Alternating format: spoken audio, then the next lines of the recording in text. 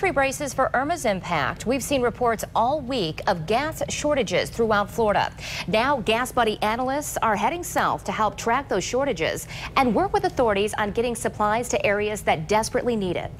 Yeah, our Lindsay McComel here now in studio to show us how their technology could ultimately save lives. Yeah, Brian and Emily, that's right. I spoke with Patrick DeHaan, who is a West Michigan native, just before he boarded a flight to Tallahassee this afternoon.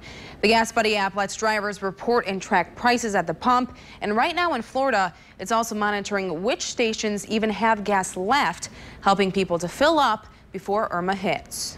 Motorists in Florida right now are really having a challenge. Patrick DeHaan is Gas Buddy's senior petroleum analyst. He's heading south to help the local governments react to the gas shortages facing much of Florida. You look at this technology and you think that if we can empower people to be able to find stations to get gas and get out of the way, that perhaps we're giving people information that keeps them safe instead of keeps them in the path of the storm where, there's obviously significant risk. They're relying solely on drivers to track where more supply needs to go as the scene at Florida gas stations grows more chaotic with long lines and frustrated evacuees. Thankfully, there's so many people submitting data to us that it's empowering us to analyze it and then send it to the government and even the Department of Energy and try and help them understand and look at kind of a real picture of what is going on there when it comes to fuel. And his job won't end once Irma barrels through.